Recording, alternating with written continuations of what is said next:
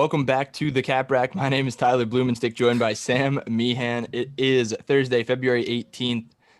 Doing college basketball picks today as usual. The last 2 days we went 10-0, and then yesterday I don't know what the model did, but the picks went 4-2-1. We got a push on Wake Forest +4. Actually, that wasn't even a model pick. That was my pick, and I pushed on it. So model did pretty well, 4-2. Sam, what is up on this fine Thursday morning? Um, it's a little snowy outside. I'm trapped inside for the day. So what better to do than, you know, watch some college basketball and make some money in the process? Yes. It actually stopped snowing a little bit over here, but I don't know. Regardless, still college basketball on today. We have, how many picks is this? 1, 2, 3, 4, 5, 6, 7. Yeah, 7 picks. I hate most of them, but the model is smart. The day we went 10-0, I hated a couple of them, and the model proved us wrong. So I don't know. Let's jump right into it. We have Houston at Wichita State -7.5 in favor of Houston, 137 on the total. We have a 66-59 Houston win. So 0.92 points of edge there on Wichita State as the underdog at home. I mean, Wichita's definitely not as good as they've been in years past, and Houston is a very good defensive team. But we've seen Houston slack and kind of play tight games here, so I don't know if Wichita State can keep this close. This is one of the games that I hate only because Houston's defense is so good, and that defense alone can make up the 7.5 point difference. So, Sam, what do you think? I mean, I kind of like this actually. Wichita is, they're not like maybe not, when they're like, a one seed in the tournament good, but they're still a 12-4 team. It's still definitely a solid tournament team. And at home, 7.5, I'd probably buy that half point, making even 8 points. That's a lot of points to win by on the road, like regardless, especially against probably one of the better teams in your conference. So I like the play on Wichita here. I don't hate it quite as much as you. I actually kind of like it actually. So All right, that's fair. roll Shockers. I just don't like playing against really good college basketball defensive teams. Like, I feel like they're good at defense, and that's it. And they just want to cut your throat and not let you put the ball in the hoop. Like last night, Kansas's defense suffocating against Kansas State. Yeah, that's definitely a good point here, but I don't think Wichita is on the same level as Kansas State. I think they are a Definitely far, not. far better team than Kansas State. And being at home too, that's like if they can get some energy, whether from like they're probably got a little bit of a crowd there in Kansas, and make their own energy too. So yeah, let's. I wouldn't be surprised if Shockers even I mean I'd be a little surprised if both feel upset, but we've seen crazier things. Missed a great opportunity for the Shockers to shock the world right there. Oh God, It's okay. it's still early. It is early. Alrighty. Next game of the day is a really good game. It's Iowa visiting Wisconsin. We got Iowa -1, 145.5 on the total. Looking at pretty much a tie ball game here at 70. Iowa 70.21, Wisconsin 70.11. So because Wisconsin is a 1-point home dog, we're getting 0.9 points of edge there on Wisconsin. I don't know if I agree, but I do not have Wisconsin as a home dog. I have them as a 2 point favorite a on 2-point favorite? yeah, on FanDuel at least. That is weird. I don't know what you're looking at here, but I got Wisconsin -2, Let me check here. which The might line throw. opened at Wisconsin +1.5. It's now Wisconsin -2. All right, so let me make the quick adjustment. What Here. happened? Let me make the quick adjustment, and we're gonna reassess this real quick. Who is out for Iowa? Um. Okay, so I mean, Wisconsin wouldn't be a play if that's the case, and I would agree with that. I feel like taking 2 points with Iowa on the road is very solid here. I was looking through the game breakdown on the model dashboard, and it doesn't really give us any key indicators on like how the game is going to go. It's just up to you to really interpret that. And I don't know if I still have it up. I could check. Let's see. I don't have any injuries here. So Iowa, obviously, when they do well, it's either Luka Garza just absolutely demolishing on the low block, or they're hitting the three ball, and they hit at roughly 40, or they shoot the three ball 40% of their possessions, while Wisconsin only allows it 34% of the time. So a 5% difference there. If Wisconsin can defend the three ball, I feel like that is huge for them, because Garza, as good as he is, he can't just win the game against a team like Wisconsin. He could do it against one of the lower teams. I'm not saying he can't do it because he definitely can do it, but you need the supporting cast. He's not going to put up Yeah. more than 30, 35. So I don't know. This is interesting here. Did you watch the Wisconsin Michigan game this past Sunday? I believe it was. I did, and I'm feeling like it's going to be the same Wisconsin ability, like inability to close a game out. Inability to box out apparently because was it Hunter Dickinson was able to like just destroy them in the offensive glass, and I don't know. I could see kind of a similar problem today for the Badgers. Well, ever since they lost Ethan Happ to graduation, mm-hmm.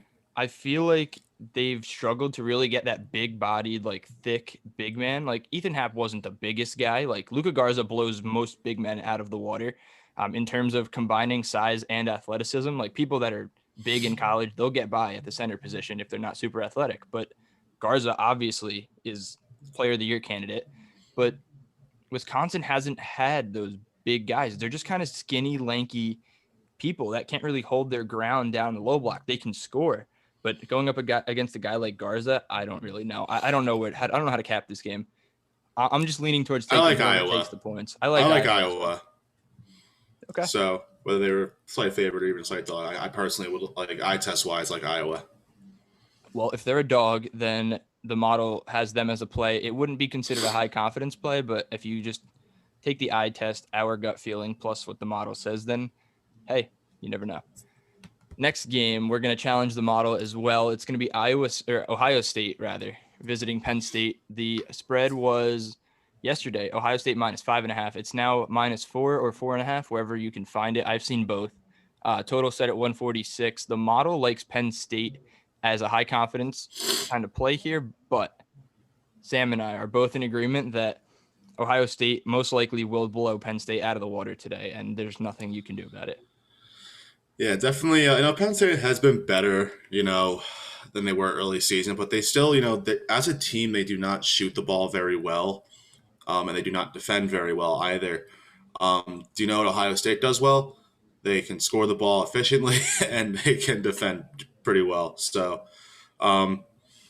yeah, they've been undervalued by Vegas all season. That'll go into that 13-7 against the spread record for Ohio State. So, and they are, they're rolling. They won 6 in a row, and they're doing it in, pretty dominant fashion over the teams that they should be dominating. So, yeah, no, I think Ohio State should and will win this game by 10 plus points.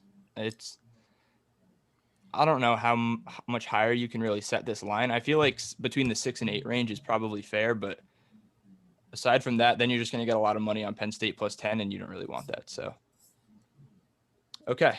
Stanford at Washington. We have Stanford as -9.5 point favorites, 141.5 on the total. We have a 73-63 game projected, so 10 points of difference there. Washington as the pick, 0.69 points of edge here. The model really likes Washington for some stupid reason. I don't know why. They're I 4-16.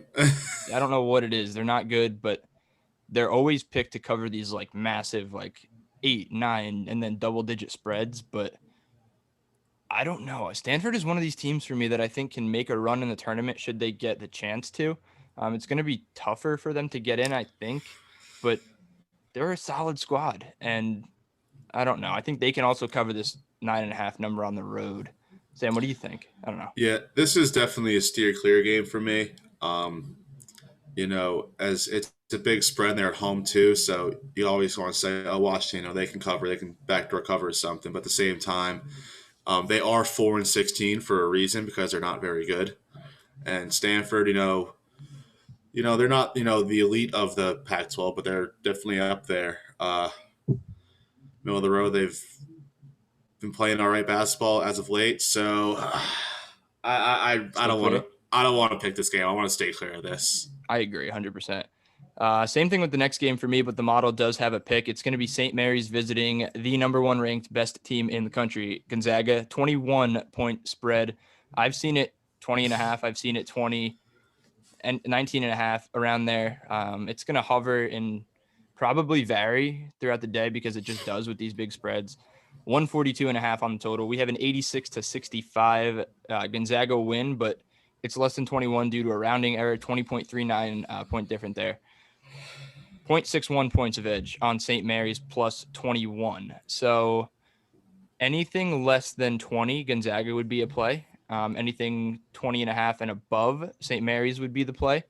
But I don't know. These big spreads are huge. I don't know how motivated Gonzaga is going to be. They can comfortably sit and beat St. Mary's by 10 and not really break a sweat all game. And that's what scares me with these big spreads. But usually it's a rivalry game, not this year. I mean, it's a rivalry, but it's not going to be a good game. It's not the normal, big game that we're expecting.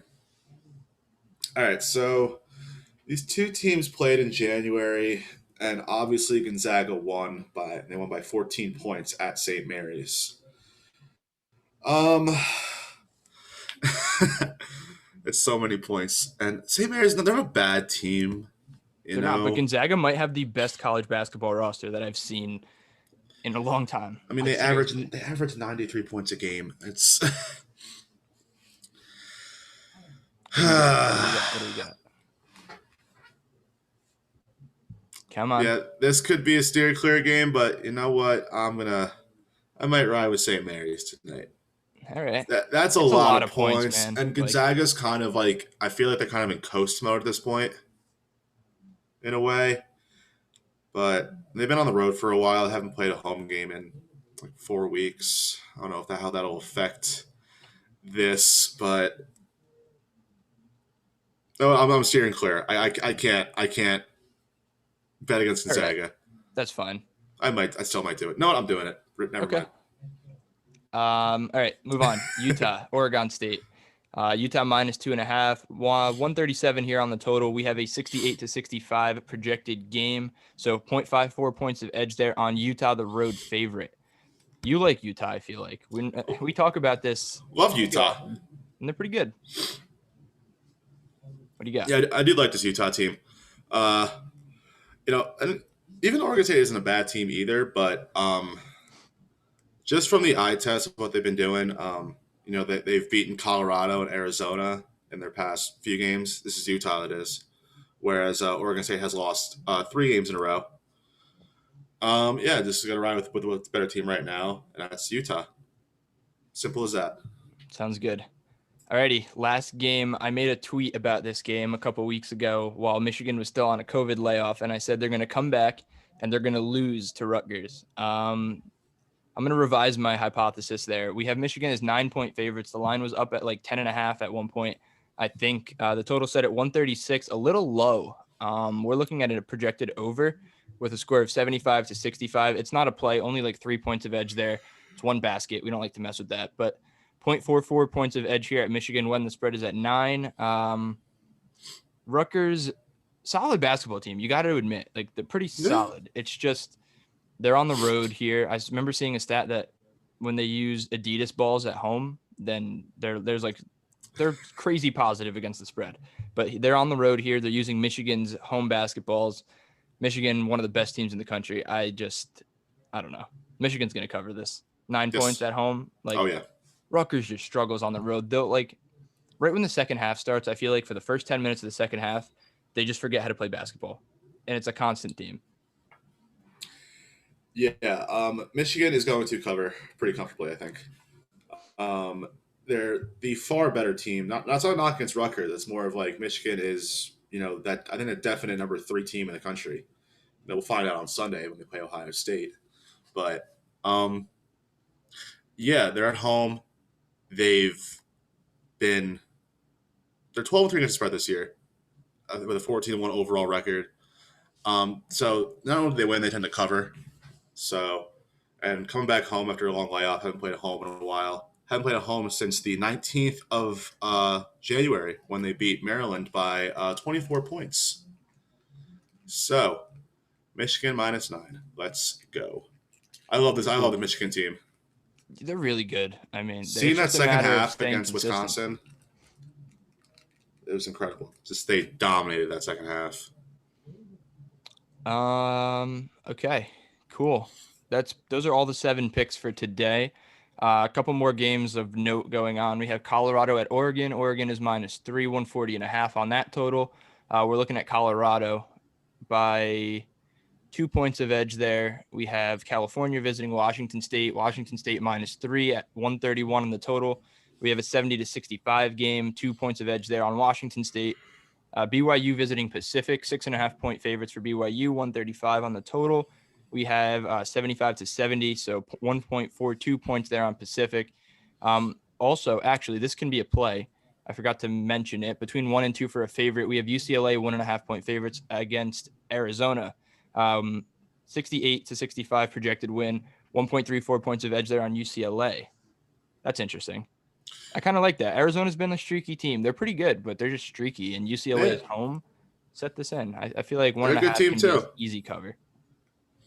Yeah, I like that a lot, actually. The UCLA pick. Yeah, definitely a good pick.